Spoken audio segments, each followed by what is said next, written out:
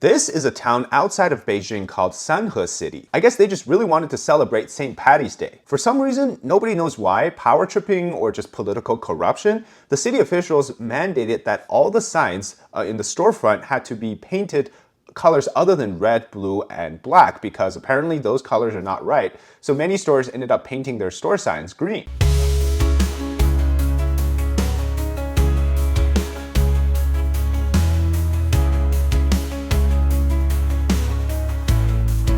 Meanwhile, we have an attempt at AI propaganda from the Chinese state media, making a bunch of these out of touch with reality propaganda videos, making fun of American blue-collar workers. Except a real American factory made a great comeback. So we'll talk about that as well. Before we continue, if you haven't subscribed to the channel already and you find our videos interesting, you definitely want to click the subscribe button because we have videos like this every single week. You definitely don't want to miss it. Store signs, park monuments. It's a literal color revolution. Meanwhile, another town nearby decided that they have to cut all their trees on the sidewalk into block shapes like in Minecraft.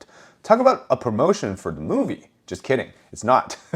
This is reality in China. This type of bizarre behavior, the signs, the color, and the block, it's so bizarre that the Chinese state media even came out to criticize it. They also mandated that their hospitals change the Red Cross logo to a green cross. I guess St. Patrick's Day just came late to China, which is interesting because China doesn't even like to celebrate foreign holidays. Yet this city here is very eager to do their St. Patrick's Day celebration, although quite late. Others found online that even the city police emblem has turned faux silver color, which actually is a violation of the mandated law around those presentations of emblems and logos. It turns out the city even has a faux on document from managing the smallest things like the brick tiles to the sidewalks to how buildings can look to colors and everything. Talk about micromanagement, but this is exactly what they have, everything according to this document. And this video here is from an official in that city, Sanhe City, talking about how apparently the red color represents flame, and so it makes people feel more eager and more I guess you'd say agitated. And he's saying that because of that the red colors are not allowed, so they have to get rid of the color red and blue and black. 红底儿代表什么呢？红底儿红代表一火，比较火热，你这个人到里边啊就比较亢奋。所以说呢，咱们是去红、去蓝，哎。 Obviously, when you think of what the CCP in China has been associated with, right? The CCP flag, the bloody red communism color, and now they want to go the 180 degrees to the opposite side, to green. I mean, if they like the green so much, internet users even photoshopped some of the CCP officials' portraits fully green. And here's a great idea as well. We got the Xi Jinping portrait fully green. You know what? Change the CCP logo while we're at it. What's even more confusing with this whole thing is that days later, they reverted the decision. So in the beginning, the shop owners, they had to pay money out of their own pockets to do this color change. And now they're saying you can revert back to the original color if you want to. Now, according to information that I can find on the internet, basically what happened was the official that was responsible for the city was about to leave, but then he didn't get promoted or something. Instead, he wasted 400 million yuan in cost to build infrastructure and city planning, like urban development. And obviously we know where that money is going to end up, in the pockets of these officials, of course. But essentially they were playing with ways in which they can kind of expend or provide expenditure to that 400 million yuan. People are quite interested in this green disaster.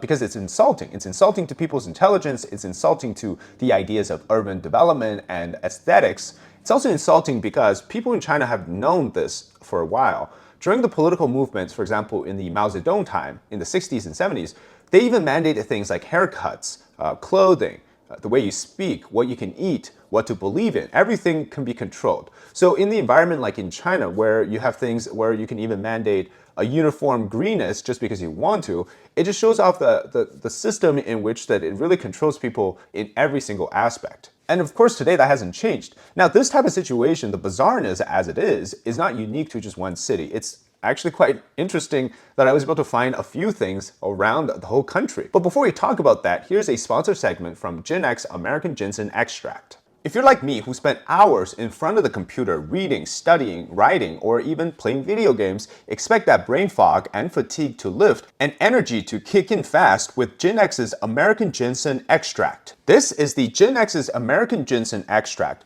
It's a product I've used for almost 2 years now, and I take this daily. I actually do this right after breakfast. And it comes in two types. So you have the ginseng extract concentrate, and this one here, which is my personal favorite, the extract drops. It's so easy to use, and the benefit is tremendous. What I've noticed right after using this is that I immediately feel this boost of energy. I've noticed that right after using it, I feel more alert and awake. Like I've just taken another cup of coffee, but of course without the eventual crash. Another major benefit for me has been clearing up my brain fog from writing and researching for this channel. If you're a college student or a working professional, especially for a desk job, I think this product is exactly what you need. Because you know exactly what I'm talking about, when your headspace just feels full and you can't really think properly. The product is made with American ginseng in Ontario, Canada, and it has a higher concentration of ginsenoside, which is the actual chemical compound, which is around 8%, compared to many other brands available in North America, which they're usually around 1 to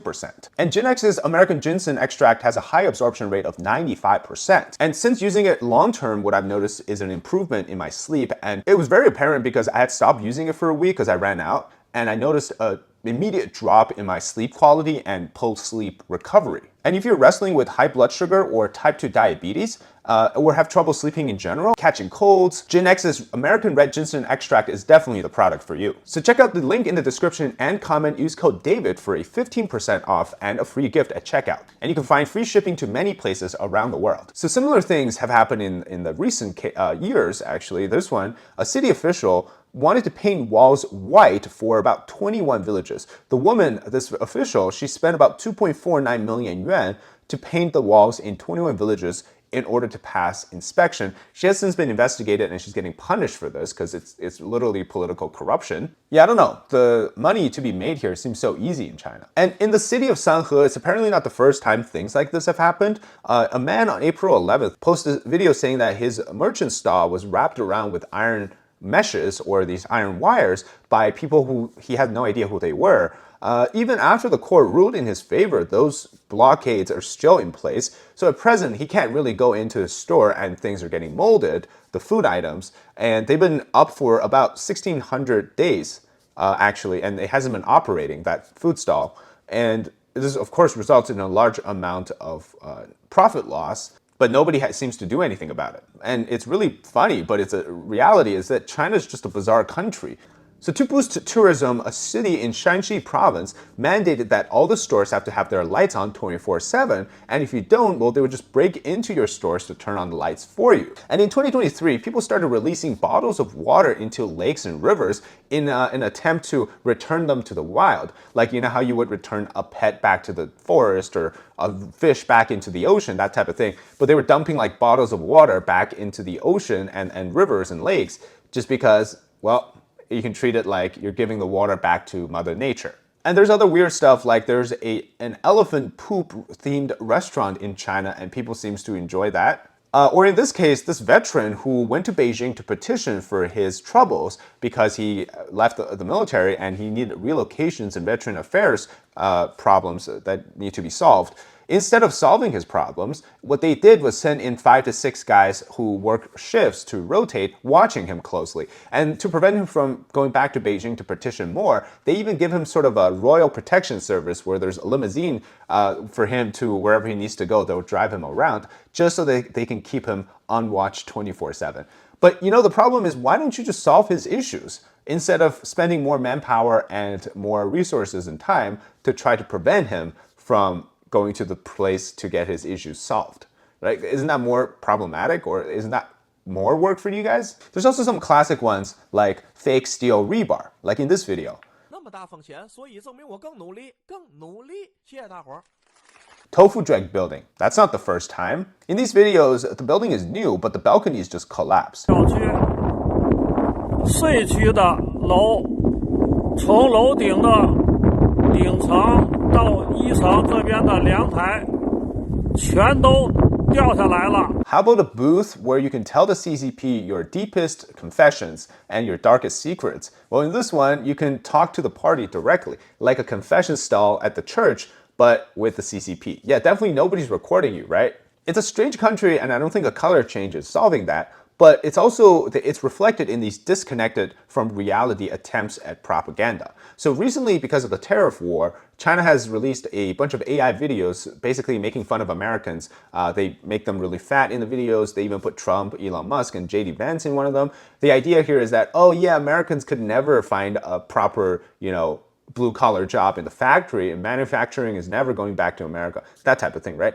But if you think about the reality, well, first, basically an American company actually filmed their real workers in a factory doing work, and it's a perfect rebuttal. Because the irony is that American factories have regulated laws, for example, 8 hours a day, 40 hours a week, overtime you definitely get paid, and no weekends on the job. Whereas in China, if you think about it, they do like 12 hours to 16 hours. Overtime is almost a mandate in these factories. They don't get paid as much. They work overtime on the weekends. They do a lot more for a lot less. And yet their government is here with the audacity to pretend like, yeah, well, China's so much better when it comes to labor law, when in fact, they're the ones who actually are slaving people essentially over producing things. So they have the audacity to make fun of American workers when in reality they can't even guarantee that their own people can be paid on time. Like in these videos where workers are protesting because their factory or their contractor has not paid them, or the fact that they have people in China who literally still live in mud huts because these people have been left behind.